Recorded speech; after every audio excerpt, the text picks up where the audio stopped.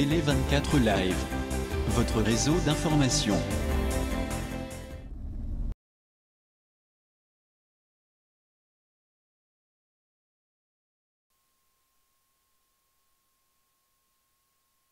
Ndeki Toronto, Canada.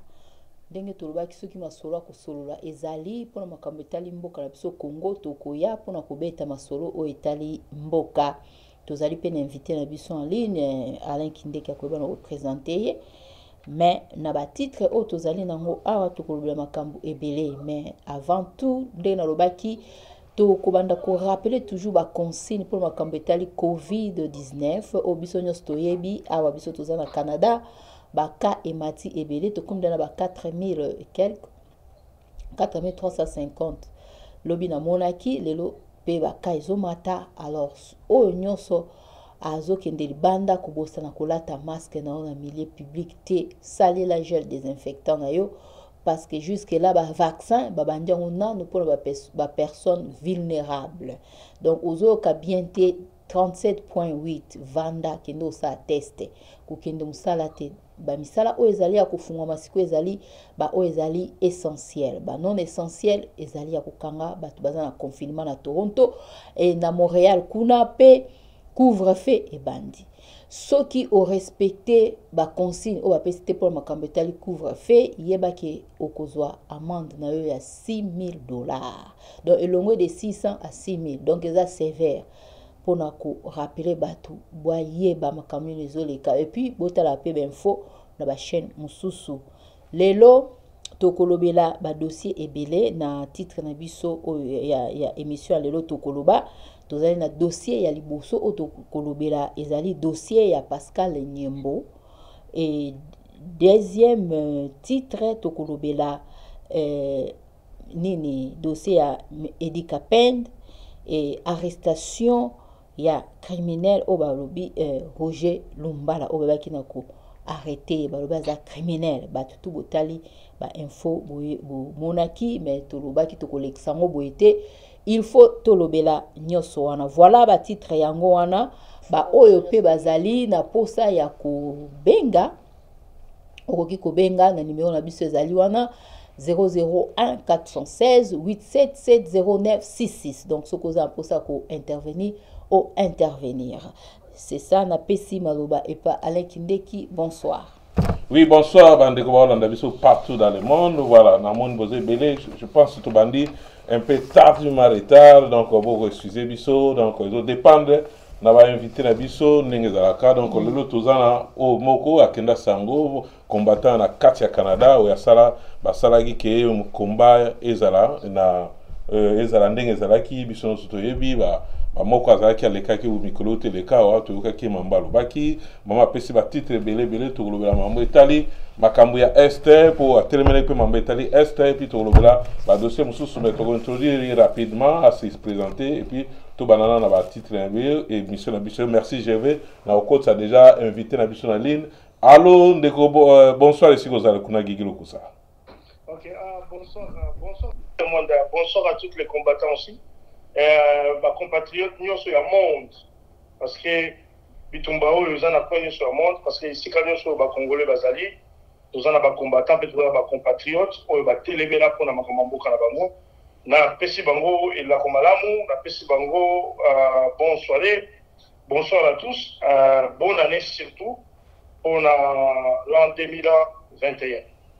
Voilà, merci beaucoup ndeko Gigi Lukusa Valandio, merci Gervais na réalisation kuna, merci Christian la caméra 1 2 3 donc merci na bandeko bazolanda biso partout. Voilà, to banda na sujet, je pense que tout est global maman sali moi ben émission belé concernant ndeko na biso DG Pascal Nyembo.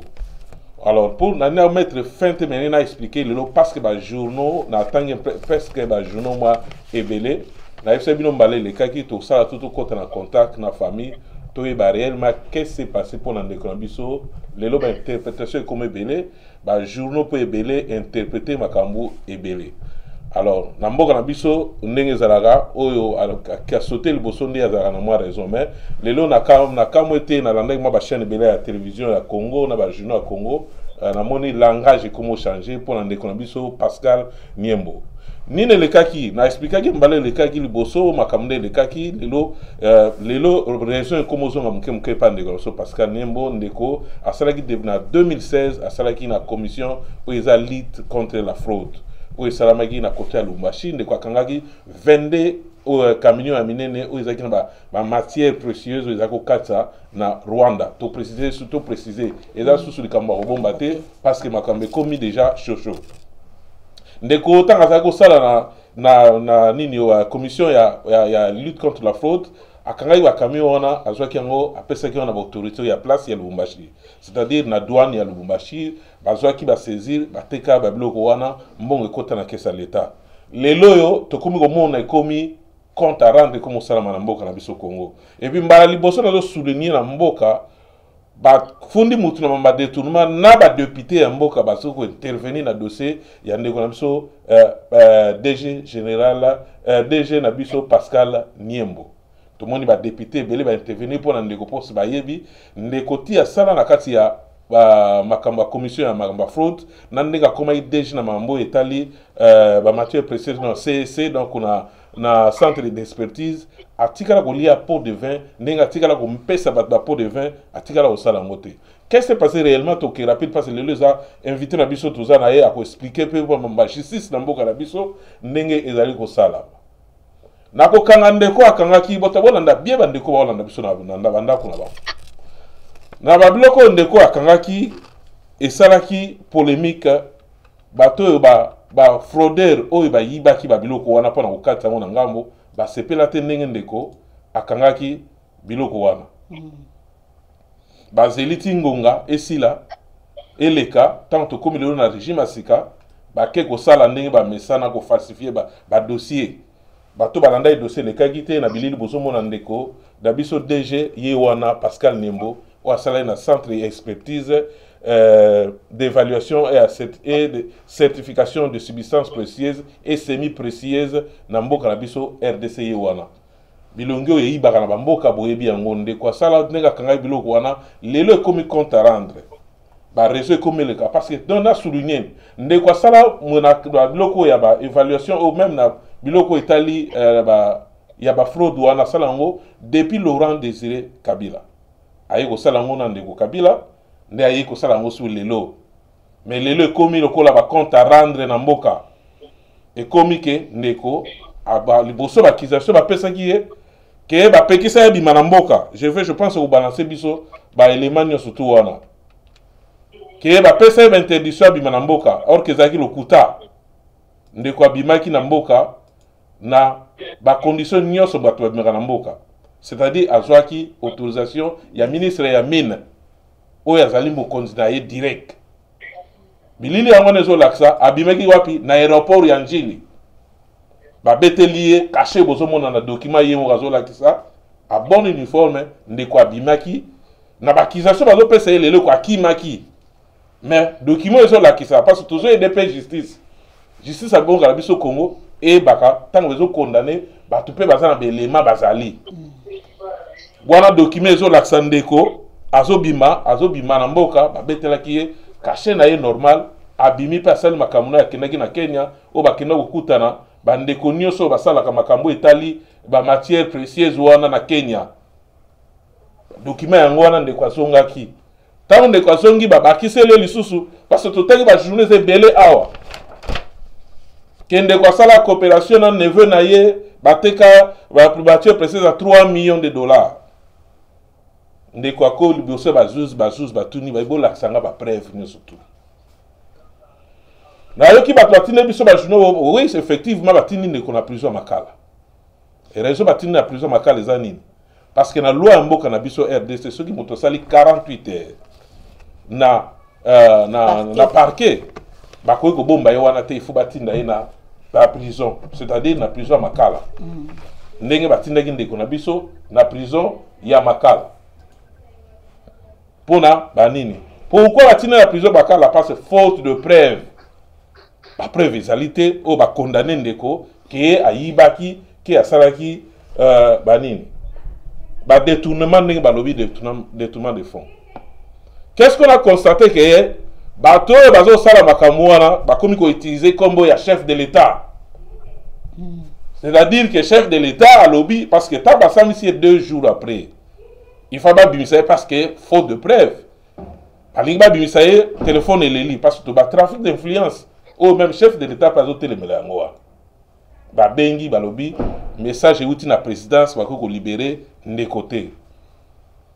Voilà le biso to zoté le melango yango pe to bengi sinde ko gigilu ku sapato solo la makambo le kaki na nini. De compte à rendre mi tout ko e kangama ki na mboka na biso ba miyibi baza privilégié. Le corps va frauder ba kangaki ba vende ba mituka wana pona kotsa biloko na mboka Rwanda ba balusi dossier net ba comme na pouvoir soit disant baza na pouvoir na Félix ndeko Félix to yebi keza eza nini trafic d'influence ba tu wana ba balusi kesu wana netro ba balusi makambo wana ba balusi na nzoto ya ndeko DG na biso Pascal Niembo bande ko bolanda biso partout botala et ceux qui pété ba utiliser ba journal c'est pour bazo maîtriser makambute journal na journal bimisi journal na journal bimisi ba titre nango différent ba accusation différent mais l'autre zo comme on mboka na biso zo mona bato ba yiba batawo VD to moni bazu mesure de grâce est-ce to bando continuer na mboka na ba miyibi o bazo so mesure de grâce ba yibi ba missing bato ya solo bobo ba on a prison sans raison. Et là, tous les mélanges voilà explication. Bandeko bavana balego tuna balobi bamsu balobi. Ndeko asala na Laurent Désiré Kabila sana Kabila papa ils excuse te. Mboka neza Congo za ba Congolais mututu asala na régime utaoleka. Ba basala na Kabila, basala na Laurent Désiré Kabila, basala na Joseph Kabila, ezana batu musu bazo sala kutuna ndeko Fachi bazalo ko tokela ba François Beya. Basala pina ba ndeko Kabila. Et ça excuse te so mutasai na mutu et commis problème sérieux. Alors, le problème, c'est que main noire est dans cima. Ils ont déjà détecté. C'est-à-dire qu'ils ont utilisé comme ma présidence. Famille peut se comprendre de ma solo ou des avis. Si vous alerter chef de l'État. Tout ça là, Mikolo Goya, dossier Ndenge et Kokende. Voilà. Quand la président Mingi Wanate, les lots tous en andeko, Gigi Lukusa. Moi, je suis un peu combo na mambo isali, alingape justice de Katamboka. Yango to bengisa qui est au bindeko. Yagota la passe ndeko kikilu kusazaki moko tangu président Félix azavoya na mboko ya zakotambo ane na sima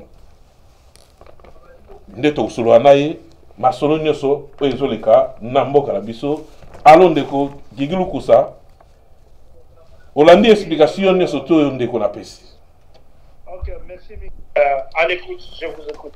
Olandi explication to pesi oyo ya ndeko na biso Pascal na yebike ozalo yebi ozo maîtriser pena dossier mais message nini au groupe c'est la justice la biso congolais parce que président Facha Lobaki lelo ils a le peuple d'abord et puis à côté le bloko no c'est le trafic d'influence ndeko azoli avungule na makambo ya salité dossier za vide oso mona mutu ba memi na justice juge à lobby na koiki ko kata mutu makambute na chaîne na prison parce que nazo mona eloko na ko condamner te message ni noko pesa na justice malobambo ko ndeko gigil kusa. Oui, merci beaucoup, merci beaucoup. Nayoki bien badoléance o ezali kolekana na ba chaîne kili na bitumba o etelmeli ndeko na biso Niembo. Ndiye wana Pascal Niembo. Pascal Niembo. Naza si vraiment tous à la paix bat monsieur Grabato. Au moins le biloko mususu na baka.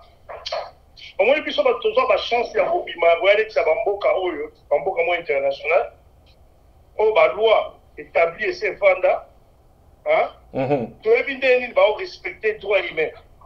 Au moins dans signe de Niembo on a servi mboka. Là si quand même ba on était là.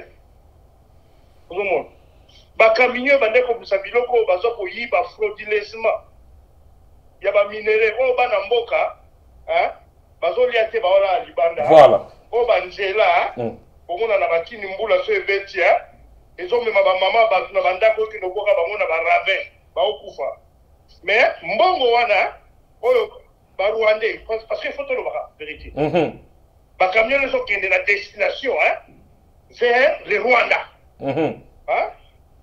Mawa. Quand même, avec son amour, il y a patrie. Il y a la patrie. ya mboka abimisaki babiloko wana polele bazwi bamitukana bakangi bazongisi baminere oyo bazobrade depuis 18 ans ya pouvoir ya oyo mwana ndeke oyo ya mandefu lokola ntaba quand même torekondana mpe babienfait ya bato dabi biso bacongolais basala biso ndeni tomilokaka biso moko yango nomoni lelo mboka na biso tozoyeba te tosala nini na mboka oyo kitoko nzambe apesa biso mboka ya nkita mboka ya monene nzambe apesi biso tozoyeba te tosala nango nini congolais totikaki mitema mabe eloko ozoboma congo congolais eka okóma na amour eka ocomprendre que non avant nga mpe nazala bien mais je dois donner mon amour na voisin na ndeko na nga nde wana tocomprendre ke égoïsme ebomaka mboka ebebisaka mboka c'est quoi omoni bapolitique nyonso tu oyo ozomona depuis après bazie Etienne Tshisekedi même kotra époque na bango ya bazie Tshisekedi omoni bazie wana bazaki bango tu baya na politique moya égoïsme le ventre d'abord donc azokende aloba atenga na okende aokata oyo yanga gato donc oyo etikali ezala soki ayebi ke non sur la voie chemin ya normalité des choses ndeko na biso niembo ataki motu ifo biso moko toprotege ye so tolingi tozongisa bolingo na biso na mboka mpona mboka ebongaka tondimaka babienfait ya baninga mais soki tozala kondimana te ekozala mawa to omoni wende bamboka tovanda tala tozala baobservateur tozala parti wana mosusu pero eza baparti ebele te neti eza na congo parti fulani parti kinkela parti 10 ezalaka te mais omoni mpona makambo oyo etali ke si c'est le bien fait soki ekomi na point moko babien oyo etali ke oyo etali patrie oyo etali mboka okomona na bato opposition na bato oyo baza na pouvoir bakoma eloko moko asemo malamu bakolokana bafoudre yo mutu ozolinga okoya kokotisa makanisi ya mabe mpe mayele moko ya mabe tu sais quoi les rwandais barwandais bayebi biso bien toza baégoïste barwandais bayebi ke peuple congolais aza peuple moko alingaka moninga na ye aprogresse te barwandais baekitala tovandi na barwandais avant même Mobutu parce que yoka so na bien avant Mobutu c'est quoi na époque coloniale dans les années 60 babelge bazoka barwandais babanda okosala na mine ya jekamine banoki kosala ba jekamine babiso bakenda osati na bamiba donc barwandais basalaki wana depuis avant époque coloniale avant toute indépendance omoni même banque centrale à l'époque là mbongo na biso ya baminere oyo babelge babandaki kozwa même bazokoteka bafond oyo babandaki kozwa mpo batonga nango nkita ya congo banke ezalaki banque centrale oyo bandaki koboma mosolo ya congo ezalaki na rwanda tu sais quoi mpo bandaki komonake bato wana babandaki peut-être bazali na mayele moko boye ya bomoko ya kolekele na biso biso bacongolais tozala bato baza na mayele ebele oyebi tomona bakitima bini ramazani tomona bapapa liau tomona bapapa mbwake tomona tala mpona bato oyo toyo basavant tokobenga ome basavant ya politique attention avec le congo voilà ndeko tokozwa ta mingi peut-être topasi twana yebake ti lelo oyo ebongaka te parce que totika motema mabe moi je demande tout court nazosenga loboko ya nani ya président na biso Félix ekota sila makambo ya monsieur Niembo. Voilà. Ba libérer. Merci Ndeko, je pense que message de l'équipe biso nous toujours senga justice ba libérer rapidement. Ba tikaye azala free. Voilà, toujours senga justice c'est ça na dossier Ndeko Pascal Niembo biso so presse toujours la sima il y a dossier wana toujours senga soki bolingi même presse ezala procès moroneti ya Ndeko sama ya Vital Kamerhe biso ko toujours senga ngo ezala ningo wana parce que lelo so to bito condamné ne bata douane po ba pesa biso pe parce que presque lelo to komo tuna pe douane ba bimi tuka vende onde konye ba pesa ki bino bote kambongo wana botia yango wapi parce que lelo l'état akomo funda lisusu mutoyo ayela ki bino mituka pona oyeba ko dénoncer mambo ezoleka na mboka justice sala te lokola bandeko to moni ba katela ba on a dossier à 100 jours ke ba yibi ndeko déjà OVD ba nini na bandeko mususu wana ba libérer ba on a grâce présidentielle pona likambo to yebi ke ba condamna bango ba miyibi mais batiki bango exemple si je moto lo belango lelo peut-être to na mambo etali toujours mambo ba dossier ya kokanga ndeko to molaki ndeko na biso ya général et colonel Edi Kapende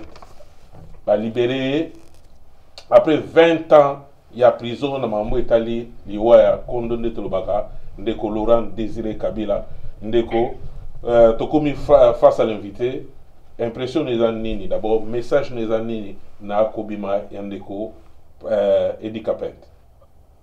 Oui, merci président Mingi Longonia. Na sengi na tout d'abord Longonia na chef de l'État. Parce que quand il y a autant de il faut peut-être bien fait quoi. En tout cas, Fati, merci beaucoup. Quand place Fati Azali, Azali Mongongo ya combattant moko ya mystique à Doloba. Donc merci Fati, mais le conseil parce que Edi Kapende, bisonnion sur te bail que papa la bison naza innocent. Na ba ku ya nani ya Koboma. Ancien président de la Bisso na Combo ya Papa Mouzé, n'a la benga Mouzé. Quand même tout le monde a Mouzé Rayaka, malgré tout Mouzé, et Rayaki, à côté de Rwandais, ont tout son âge. Mais tout le monde a peine à côté de Rwandais, malgré tout, à ça mon tuté, à signer un peu ma contrat, mon copain, tout le monde a contrat, on a comment qui, Rwandais, Babadai, comment il faut réclamer, ma belle, pour réclamer, il fallait même pas. Mais tout le monde a dit, c'est un grand patriote. Parce que tout le monde a un discours, moi, ça n'a pas été un bon téléma. Et à ce moment-là, il foudre Binemi sur Libanda. Et que Binemi n'a pas de Rwandais. Tout le monde a combattant sur un Tiangou, sur un Tiangou, Bakanga, Bakadogo, Rwandais, Bakanga, Bakanga. C'est un grand patriote, à Koufa Fona, on est la Moka. Mais il faut aussi un appel au monde, il y a un moto monnaie. Au monde, il dit qu'après des gens moto monnaie. Azaki déjà colonel à l'époque et Azaki proche à président. Et ce n'est pas n'importe qui. Au monde, Bakangi, Babiloko, ça va malhonnêteté, Babiloko, ça dit, histoire, ça dit mensonge, ça dit plein à Kabila. Tu as dit, mon tabomara, Moussa Kabila, Rachidi. Parce que la coco, ça va bien. Hein?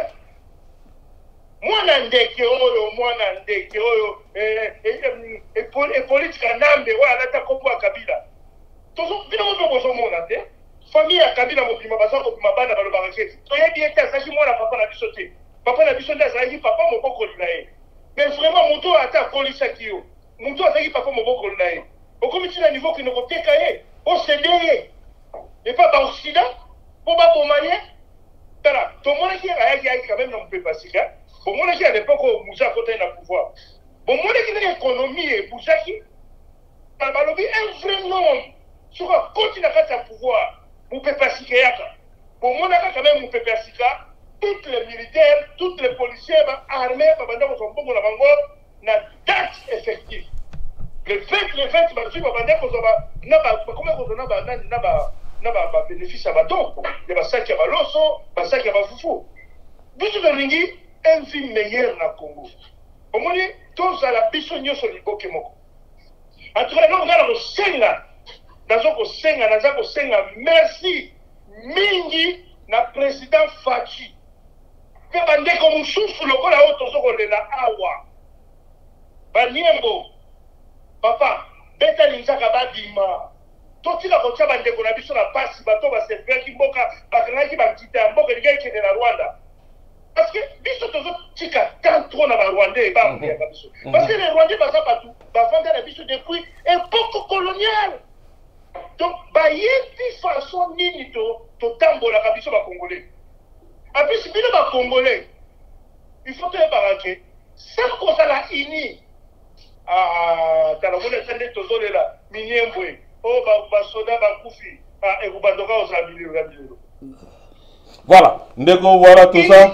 L'unité c'est la force. Ngana aussi na kaka na bêtise c'était bon. Na c'est quand même félicitations Makasi. Longonya balobi mutu soka sale le komuko ya bien monani. Il faut féliciter, pourquoi pas. Félicitations à Munene, na Félix, na président Félix. Voilà, ndeko Gigi Lukusa.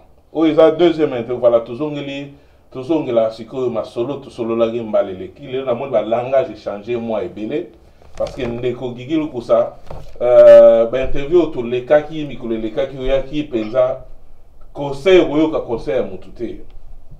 Wa takagi président de la République na mambo ezole kalamboka. Lelo langage changé. Yebisa biso langage changé. Pourquoi bandeko bazolanda?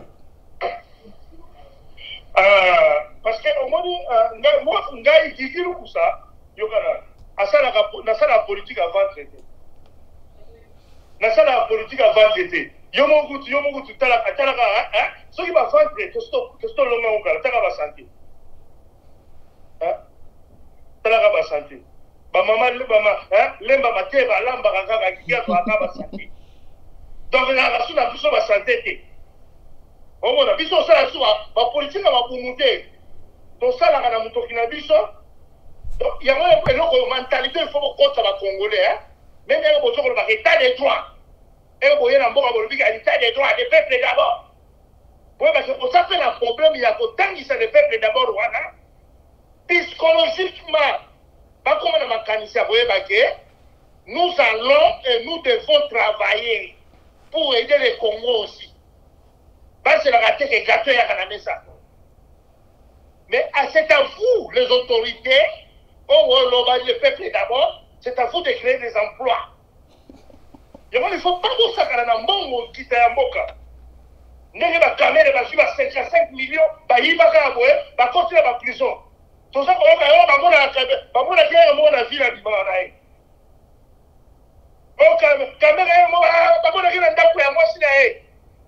Mais le peuple va tirer les pauvres. Non, c'est pas comme ça. L'état des droits, vous allez aussi nous montrer de quoi vous êtes capable. Il y a l'état des droits dans Binowana. Ce qui nous a sali ma baie, ils ont marre. Au moins, nous vivons au Canada. Voilà. Ce qui a sali ma baie, n'a pas pénalité dans la OSG. Même dans le avocat, la fout Mbongo. Mais ceux qui font la subir autant de jours, la subir conséquences, il y a pénalité au Abessina, je dois les subir seul. On change le langage pour Nanini Ndeko. Oyakia ou Félix a Tekimboka. Félix Salibo le langage est changé. La langage n'a changé. D'ailleurs, quand on a regretté Mingi. Dans la éloquence de Félix. Au moins,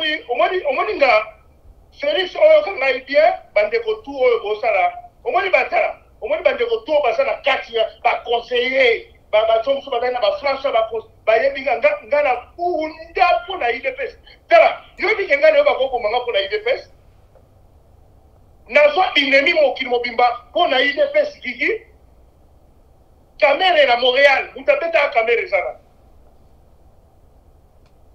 omoni ba déception sur ngana joie. Bon, on a qui n'a quitté l'unité.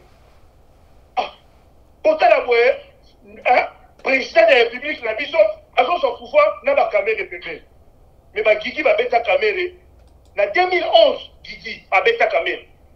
Son nana qui est kuna, est-ce que place n'a pas de toi? Caméra est là que nous avons bêta à Montréal hier. Papa, tu sais qu'il y a un coup de tout le monde a président rwandais à Zakoya, dans Matanga. Président rwandais oyo ngai na bamba mabanga awa tobuka ba vite ya cortège na ye nakosi tozo ka ndeko oyo kiki tala ngana betaka koko la paix des avions nazo sepela koko le monde makambo zo kita bontu na même ba président rwandais ba rwandais ba ya ba monanga ba vi mais toi comprendre ce courage na audace bino bozala bon pambi ba banga boye en 2 mètres.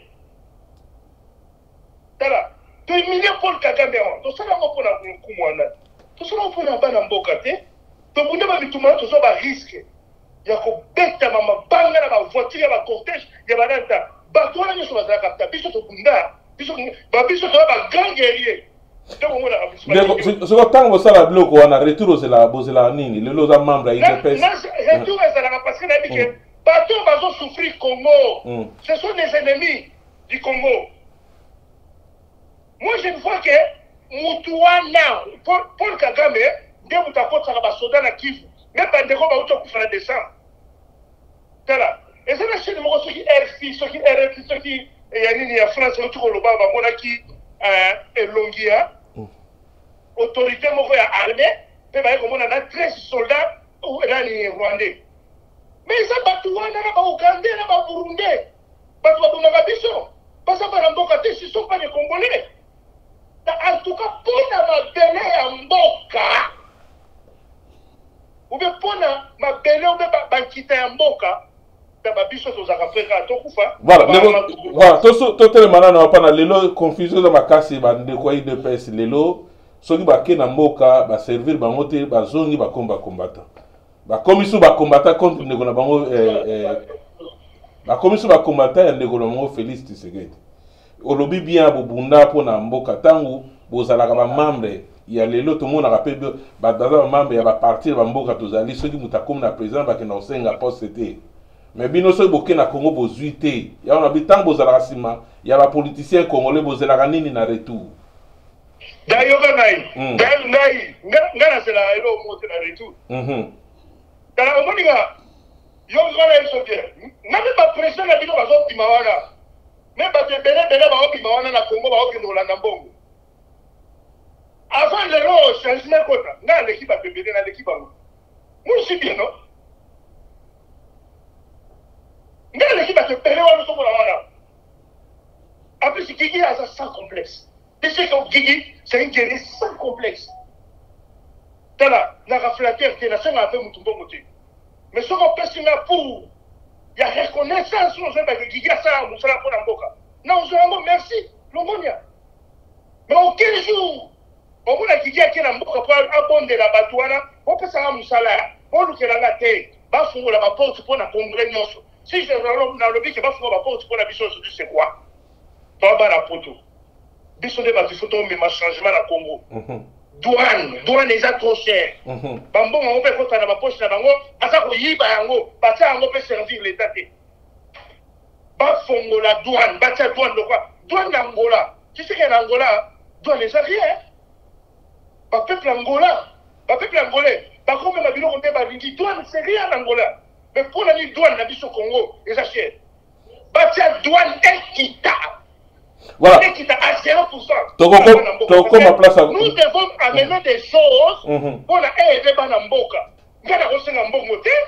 Voilà, tu as comme place un message pour l'Andego Fachi, tu as comme place voilà. Tout le monde qui moko, il y a au pas na bino ndeko Roger Lumbala. Tanga yaki pe na Canada, tout le monde qui Gigi Simandeko Roger Lumbala, bato baboma mboka. Gigi alata na t-shirt bacha Roger Lumbala.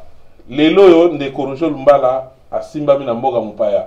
Balobi bango basali ba crime de guerre. Entre temps muto yo zalaka ki simana ndeko Fachi azo continuer ko yamba ba criminel de guerre. To mona ikuna yamba ndeko la mer Mbende. Kuna na mboka Kinshasa. Yo azoloba ozala besoin de changement. Ba mpona nini question ngezali ba mpona nini na mboka bapaya bakangela biso ba criminel biso mo na mboka na biso. Tukoka kukanga bango te lokola Roger Lumbala akanga ekuti ba photo na ndeko Fachi tanga zu pouvoir. Tomoni Mende ake komona nani na toke na sena na bino bosaka ba criminel. Bino mo na mboka na bino koma bokoka kukanga ba criminel te maloba mboka. Yabana omoni na hotel ko soulever le moko na lobby. Omoni ba lobby ke to continue état de droit. Et ça ba point moko très important au président Ayelango. Habite la justice d'abord. Mais justice en il faut ça la solide. Justice la biso c'est comme si et ça a une solidité. Ou bien batbasana no moins na basana na esprit à kolobaki nakanga muto sinon autre problème. La justice il faut ça la solide, ça veut dire que justice na biso il faut ça la capable ya kotia maboko na mutu nyonso même moi qui dis le long ce qui n'a qu'à Congo na sali mabe bokotia maboko na ngai même Kabila mais tout d'abord c'est quoi? Écoute, moi je vais vous parler ceci. Malubambako maluboza malubamboko bakangi Roger Lumbala tomoni ba liste bimi ah et ba français on a fait et les français là sans l'Afrique va revivre hein, avec les France la France hein bango soka ki bo konsul ba mboko na bango est-ce ba senga ba dans le président africain. Pourquoi toujours le président africain de Bakenda, qu'on a le président de la France et des États-Unis, qu'on a fait passer la Macambou, il faut Bango faire ça dans Bango. Au moins, il place en Afrique dans la qualité. Biloko Balumumba va bouger la Rwanda. La souveraineté et la liberté. Notre comité. Hein? Bango va créer Lumbala. Et dans la liste, on a Lumbala. Est-ce que Lumbala Zaki est Moko? Mais le groupe, on a mis surtout. Et ça qui financé par quoi? Par qui? Par Kabila na Paul Kagame, non? Mais il faut pas banana aussi ba grand poisson. Il faut que ba grand poisson, comme ça ba petit poisson là surtout pour récupérer bango facilement. Bakangi Lumbala ça va parce que Lumbala aussi l'a participé dans des crimes na niveau akuna. Na ba groupe na bango, il y a ba rebelle comme mapa na mboka. Oui, na yebi na ndimi, mais les grands poissons. Pourquoi pas commencer par les grands poissons? Kabila zota mwana kifu wana. Na okina zoba mwasi na yewana zoba ke. Na yoki ba balobi na make biso to okima mboko. Tala mai kitoko bona mboko biso to okima te. Tala. Mais d'après on a livré bateau nous sur tangi komba. Na ngina finga pardon. Te go finga tende go pardon. Na ngina finga te pardon. Na ngina ba do finga so ba na ba papa na ba. Te gigu ko finga te pardon benza. Pardon,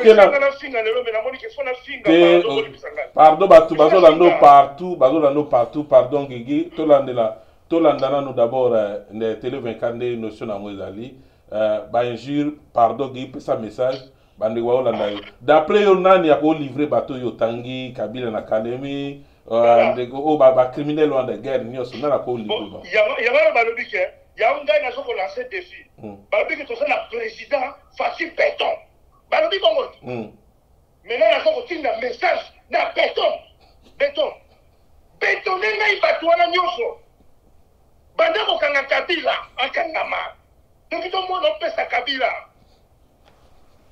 Banda na Kabila. Mais couper les relations à Yowana na Rwandais.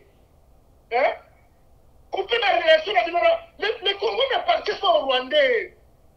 Pourquoi il faut un président rwandais, quand il n'a pas tout, il n'a pas ça y est, lorsque tu changes les choses au niveau parlement, on voit aussi des gens, Oyotingi, en tant que président de la République, parce que notamment le président Paul Kagame. Parce qu'il est quoi? Il est prince? Parce qu'il est Dieu? Il est qui, lui? Dans le comité du Congo, président Rwanda Zali Nani, n'a pété ma banga au Canada, qui a pété ma banga. Hein? Asa nani pour la yo? Hein? Tala, bon plus de choses mawa. Il y a vraiment na kini, na na yete. Bon la série sur le bon mais la fin ya bisengo. Ba za na le sengo te na za na matanga. Na za na matanga. Et puis comme nanda kwa jiga za na matanga chaque jour. Mais le jour où on a la cette vidéo, la somme de la champagne na 10. Na so ko na zo rosé, ndaku na champagne. C'est les jours où là, tout le monde a un changement, vrai changement dans le Congo. Et vous boitez le système. Voilà. Ça va continuer de l'avant. Ndeko, merci, tout le monde a un changement, et vous avez un Congo, tout le monde a... Voilà, tout le monde a chité dans le Italie Est Congo. Lelo, Makamba Congo, et ça a un moto, nango, ce que minembo babosana déjà. Bautu ko bomba batu def bautu bomba batu susu na Congo, silence radio na Kinshasa. Et lobi nango bazo mela ba 20 babosani bandeko bazo kufa toyoka kiawa président Fachi asali autu ko fungola kutu nini ya pona makambo etali bagay na kata Kinshasa message nini qui a ça voilà le président Fachi a fungé le code de guerre c'est que ça conscient énorme qui va auto comme mandeko na biso message nini au pesa ndeko Fachi tala message nana au pesa yango mawa Message, je vais donner un message pour ça. Message, c'est ça. Yango Siko Boyokanga, très bien. École de guerre. École de guerre, on a beau fungoli. Bino Mokima Mbango, on a sort Bango. Ah, je vais faire une école de guerre. École de guerre, on a beau respecter le principe de l'école de guerre. Nakate école de guerre, au moins, on a pas gâté. Les gens ne mangent pas. Comment il faut faire l'enseignement? Comment il faut suivre l'enseignement?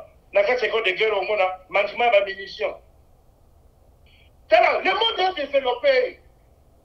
Les munitions, à l'époque, à mon bout, il faut faire des choses adapter la nouvel système. Il y avait école de guerre. Et bon, il faut école de guerre. École de guerre, on fait un équipement moderne. Pour informer les bateaux, à niveau modernité, il y a modernité. Il y a un dernier champ de guerre comme dans Congo. Bon, tu as l'école de guerre, parce qu'on a enseigné dans les années 80, 90. Moi, je parle. Mais qu'est-ce qu'il faut faire un problème à guerre? Les autres, on a est, ils ont un problème. Les autres, ils ont une piste, ils ont une solution. Il y a des pour la guerre, il y a Congo. Les autres, les gens face à la ligne pour la guerre. Oh, ici, la carte na moka Congo. Oh, il y a autant de bateaux, il faut que ça la ligne. Au moins, guerre, c'est la Congo ici, la carte. Tout d'abord, l'armée n'a pas été infiltrée par des Rwandais, non? Il y a plusieurs Rwandais dans les armées là. Mais il y a le président Fatih Raya qui a dit non, Banyamulenge, Bazabande Konabiso. Babande Konabiso. Mais ceux qui ont tenu les Rwandais, on va dans 4 infiltrés, on va dans 4 armées, on va dans des ordres de 4 années en Boka. On va dans Kiné contre Namboka. On va dans la question de Banyamulenge. Parce que c'est la physionomie rwandais. Mais ceux des Rwandais, non? On va penser à la trafic, il y a trahison. Nakata armée. Nakata mboka loko au Canada awa. Bako ko infiltrer nakata armée, oko za nakata armée na bangote. Donc fils, ceux qui la vota maki awa, de nazana droit. Il y a ko travailler nakata nani ya armée canadienne. Mais avec des conditions à suivre. Donc yo moko déjà na muté moyebike. Ce qui a aussi mis beko wana te oyo batana kata armée pour na mboka na nga Canada. Oh fouti. Je suis de liwa. Ndenge pe armée na biso na sana ba infiltré. Ba général na oyo ya moni ke basana ba na ko. Ta Félix.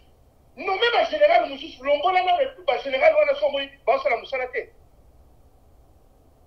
Kile so ba général oyo ba banda ko veiller comme ba patriote combattant.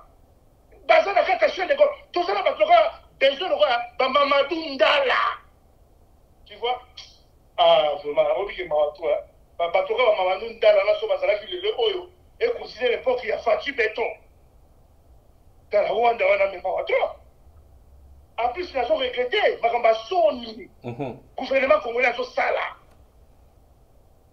ba petit hélicoptère ba fusil yango ba so ba que ça crash ça ligne.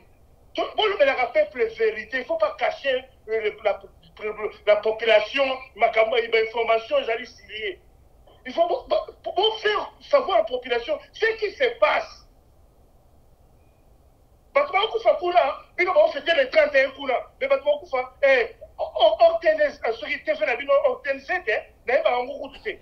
RTNC.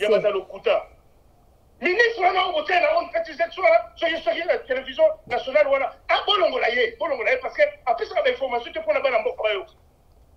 Et c'est un des droits. Parce que, alors, ça nous a donné ce que tout ce qui est place. Enfant d'Ananda. Bon, c'est la chose comme Moutou a dit Moussala. Bon, c'est après ça, l'information, Nyoso, on se dit, mana quoi, Nyoso à Congo. Pour l'information, on tient à la chaîne, et ça n'a rien à faire, on Kinshasa. Bon, on a des généraux, nous sommes effacer les tableaux. Bon, on a bateau, on va dire, il y a un peu de la boca. Tu peux dire que les pilotes, tu vas dire que les pilotes, tu vas dire que les pilotes, est-ce que tu vas pénal? Hein? Tu vas dire que les pilotes, tu vas dire que les pilotes, tu vas dire que sac. Dernièrement, on va dire que il y a un beau camp vraiment. Pour qu'il y ait un Sinabwe, pour qu'il y ait un sac, pour qu'il y ait un sac, pour qu'il y ait un sac, pour qu'il y ait un sac. Kasi kwa ni botumba yiba ngo liate tomona ifo botumba ngo liate ngo ko bantaba eza soni gouvernement ozoyeba te ke soki moto akufi aza martire ya mboka ezala misuni na epanzani lokola badeshe ya nani ya cornebef lokota yango tiango na kati ya kese mema yango avec honneur bokotelemisa drapeau ya mboka na katikati bokobeta fonfolo bokobeta masasi likolo mpona kopesa yango dernier hommage ya honneur na ye. Et vous, toutes ces choses-là, vous ne connaissez rien. Vous de l'autre côté. Ok, ndeko gigilu ko poto ko suksa union sacrée. Président Fatia Bengi bandeko nyoso neti gigilu ko salobi main dans la main to kitala mboka pona ko servir mboka union sacrée. Message là nini na union sacrée lope to mo na bata FCC ba komo kota na union sacrée ba comprendre que il faut osala nande ko fachi pona obungisa mboka. Message ni c'est là na problème moko avant na tomber na problème ya union sacrée. Na malo na tikeli yo loba. Pesa ngata mo problème on a soulevé ngo. Malo bazala pa na. Président oya kana mboka ya ziki bokonzi. Et là ali boso a garanti sakawele laka ezala protection ya peuple na ye na territoire nyonso ya Congo ata 1 centimètre de kati. Ba frontière eza polele. Eza soni. Pour un grand république locale démocratique du Congo. Atara, et nous disons que ça, nous avons fait ça ma coquille, tout ça là, gouvernement, c'est le gouvernement le plus riche du monde. Tout ça là, l'armée, mon solide, sur la zone solide, et ça nombre est abattuté. Au moins l'armée, c'est qui donne l'armée la force. Et ça bibundeli, la modernisation, il y a bibundeli yasika, oh bah mboka mineno basakanango. Guerre échangeable. Gina comment on suspecté contre il y a pas tout qui n'a samba ba beta na massage. Gina comment les autres dans la paix 50 gars moko atami balé. Tout c'est qui est là ba rwanda ma 2 minutes non? Mais bozala moko na aéroport en Chili fan des bozo na Angola. Bon si on gina moko ba tin o isa na aéroport en Chili wana so ki ben 50 wana so ki nini wana. Ba tin que si a monté comment? Et ba so pour ma part du colori. Mai azo pour mai ba zo kunda ba longo na biso soni. La frontière est un passoire. La frontière est un président de la République qui doit garantir les frontières. Aucun de la frontière n'est sans boca. Et ça pour la bien la bien population. Même si le président va compte la frontière, il va atteindre le mieux. La frontière est un passoire. Au moins en Angola, on a. Quand on a un fou, on a fait tout le monde qui est en Angola, quand on a Angola. Au moins, ensemble, mais quand on s'en aux côtés, on coûte à 26 barrières. 26 barrières, il y a blindé. Il y a des choses à la Congo. Il y a des choses à Rwanda, côté à Boutou, moi, comme des passoires. Ouganda, côté de Balingi. Zambia, côté à côté à la Bakangi, partie, Bakangi, une grande partie. Bavandi, Bavandi, après, on a Bavandi. Hein? Si vous êtes capable de contrôler la protection à peuple, parce que mboka les a polé les papiers sur la côte à Kalabango, bapimande balingi. Baye ba côte à fait pambate. Bazo côte bazo ko so babilo ko mboka, bazo pima nango ke nango pa la bango. Bayibi. Ba miyibi de bande de voleurs. Kala, on pas trop ba président ba Paul Kagame wana. Obligation politique ça la penda ko ya ri qui penda ba bitumba. Na ko bete na 2 secondes. Na ko bete ma kofi na sa gorge. Na ko bete ma kofi penda ya ko tongo la kofi. Problème pas Congo to résoudre ngo. Na so ko sorti na Congo Nzambe. So ki politique ça la réforme. To tia bonari. Pour to si ça problème à Congo. Na ko bete pour Kagame neti na boma.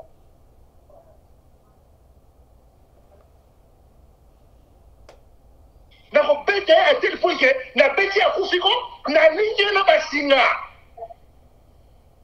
na bengi na mabele bona poki na libulu solution ni ozo pesa kasi na mamba Congo la solution na pesa pona makama Congo ko tala batira obléi autre kosa peuple congolais ngi Rwanda te to yebisa ki bino ke ba volo obo sinasi ke ba volo ya Rwanda ko ba kokitana nani na Kinshasa wana to yebisa ka bino ke ko kota ba infiltrer.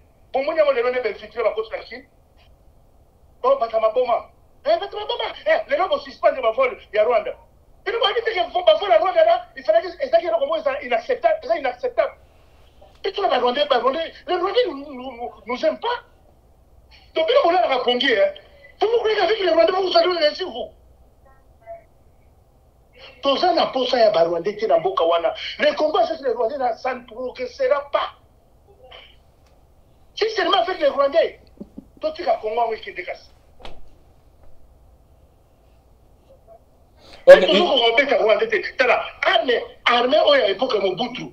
Moi je vais te dire quelque chose. Au moins armée à l'époque Mobutu. Unité Oya Sarma, et cette unité Oyo, qui est formée par Général Mayele. Sarma, Bénéfère Oya Sarma.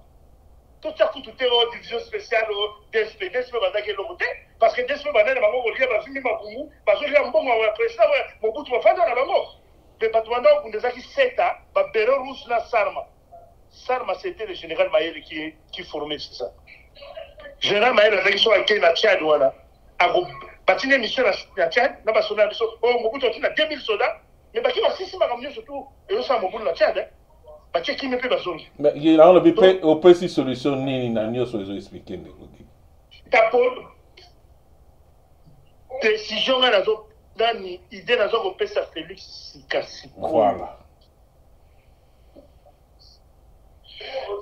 mbongo oyo ya mboka oyo ezali ya budget de l'état balongola katikati ya budget de l'état bayiba tya bambongo na ba poche na bango te batyango na l'état na batyango na nani na armée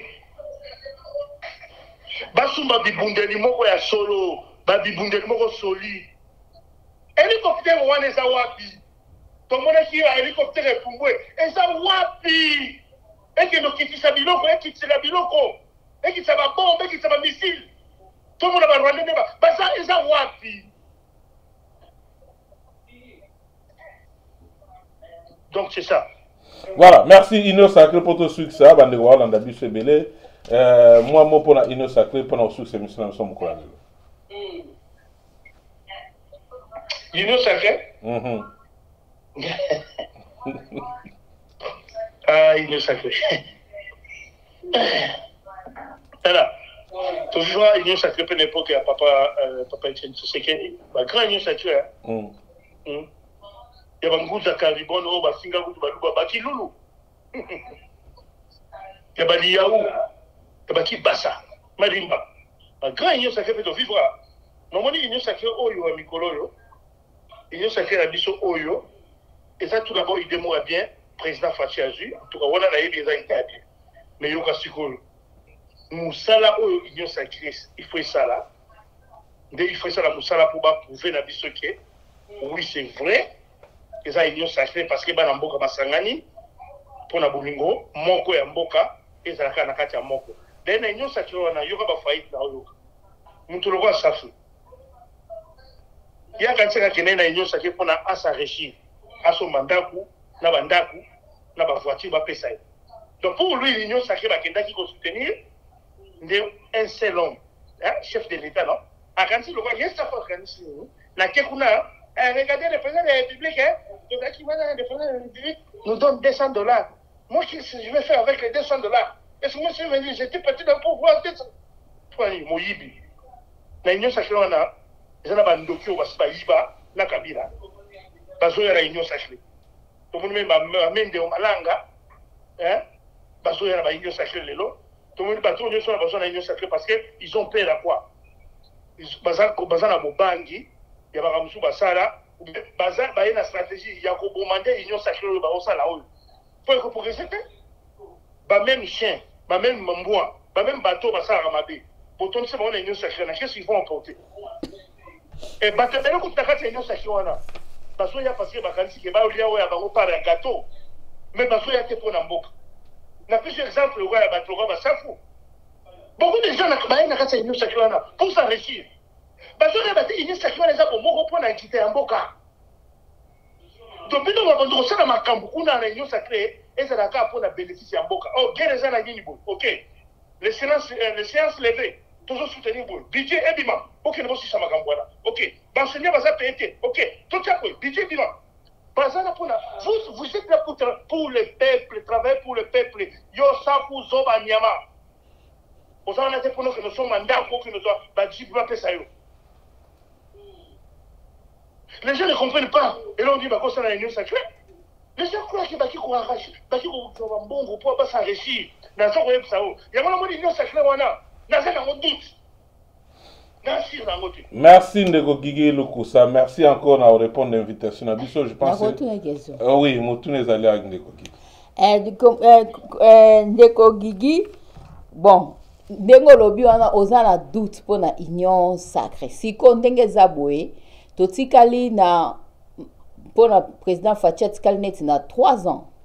2 ans eleki union sacrée oyo bazo ke nango siko pour na ba travailler pour na makambo etali mboka siko na ndenge ozomonela makambo na 3 ans oyo etikali eloko nini oyo koki disons proposition nini yo koko sala pour lobi des choses oza na confiance na ngote siko loko oza confiance à union sacrée proposition nini oyo ko pesa président Fachi parce que 3 ans ezé belete to lo baket kali 2 ans parce que to quotidien na 2021 ngana oloba boye président Fachi aza mobali tout d'abord aza mobali nous mobali bitumba na ndenge ya fia ya nani ya kabila ndenge za lu bitumba mo lu biso to meka bitumba wana to ezaki lu tout d'abord na osenga na ba congolais lorsqu'un président de la République vous invite tous d'être dans l'union sacrée pour amener que mon mot contre la katia Yamboka protéger ma souveraineté et puis sa force. Parce que l'union, c'est la force. Pour permettre de prendre bisoto foudre, banguna, to foudre, banguna, nyo soto yo, bazoya kobundisa Congo, Libanda. Mais ça, c'est solo. Mais il faut beaucoup plus, continuer là, mais, bas un peu vigilant, bas les kenge, yana, bakoute ya bandeko, to ya pour na peuple, to ya pour na enrichir. Mais na kosenga na sous président, président Nabiso Fachi. Il faut à la sévère à couper relation là-bas, à pays étrangers au baza ko nuire Congo. Le Rwanda, Burundi, Ouganda, ce ne sont pas des pays à faire la coopération entre Bissau là-bas. Il faut qu'à d'ailleurs, ce sont des petits pays, ce sont des pays pauvres. Ce n'est pas ça là parce que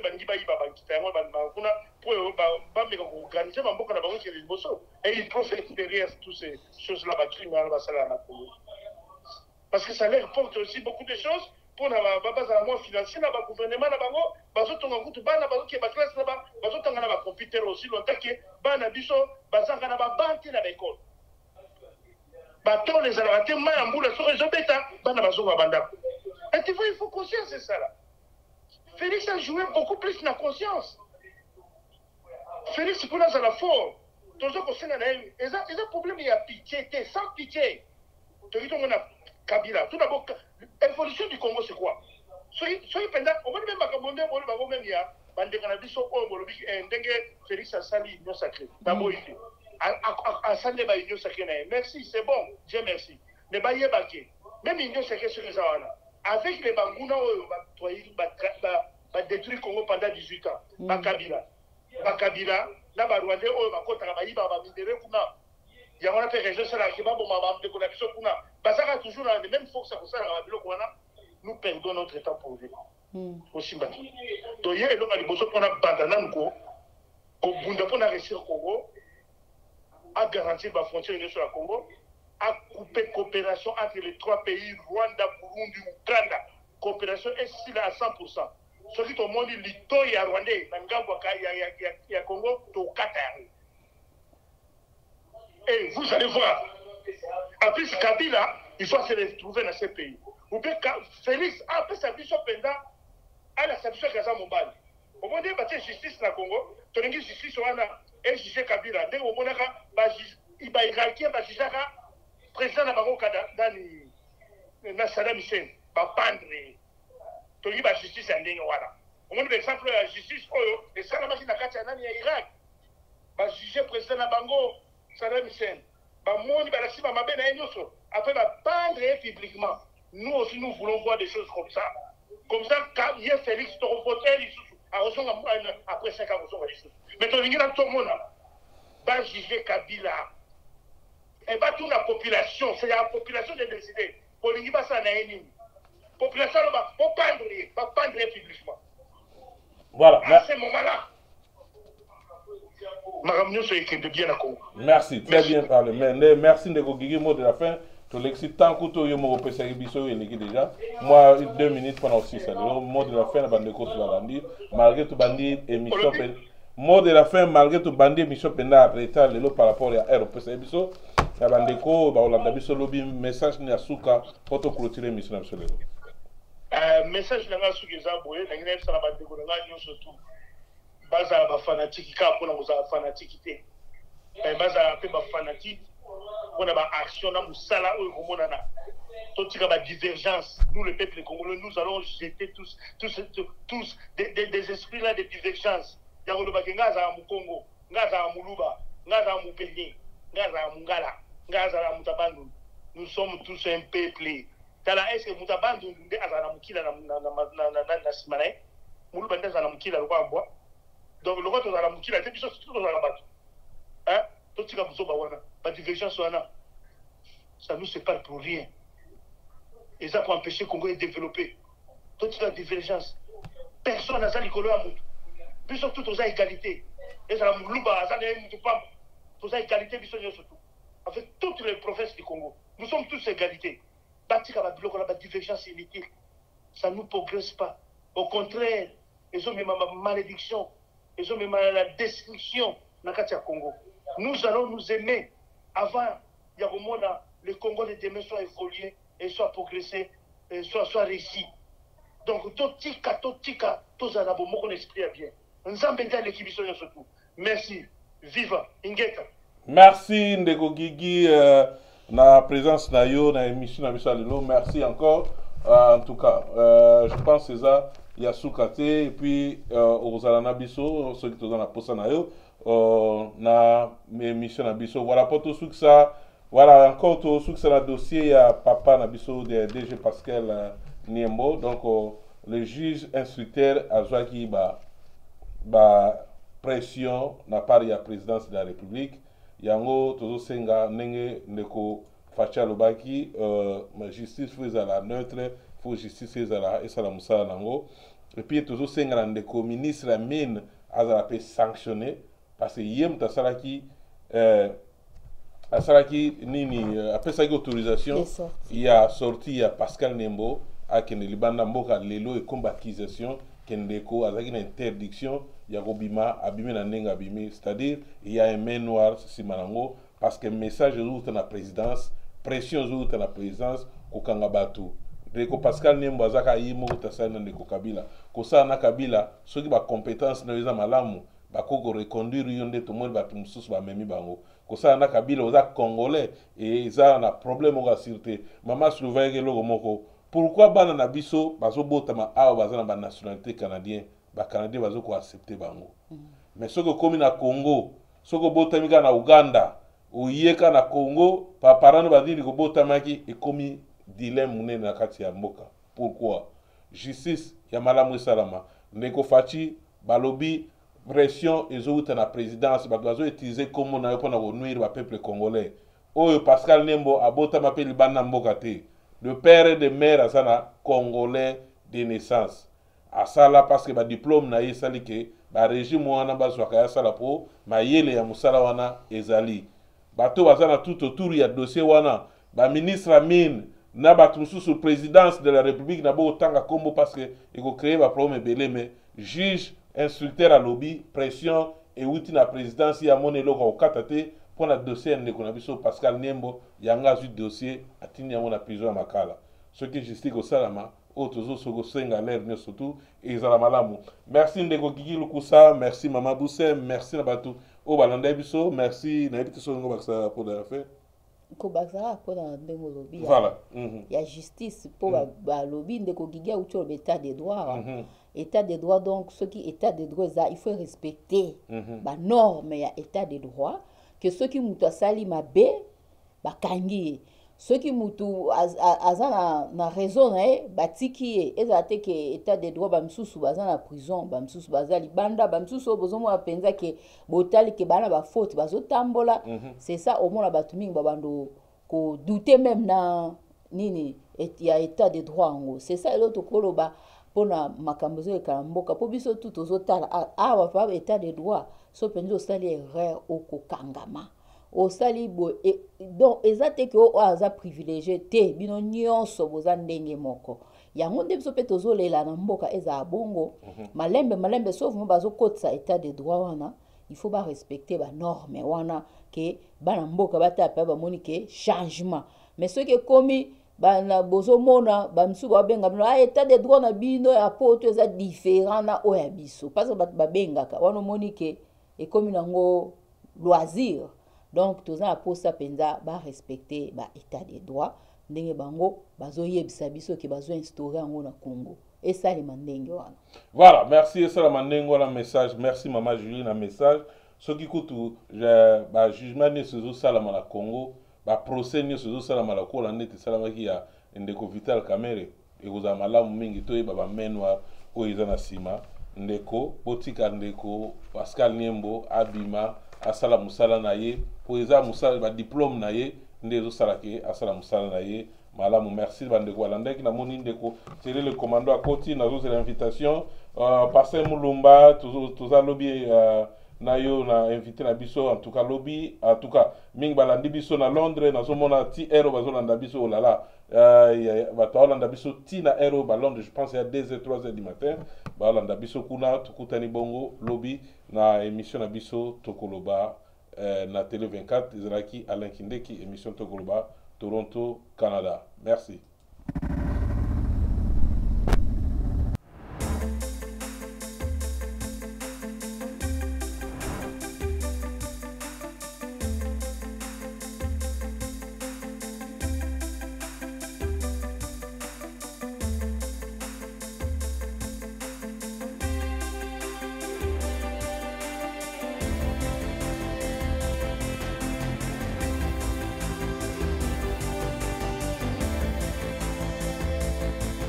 Télé 24 Live, votre réseau d'information.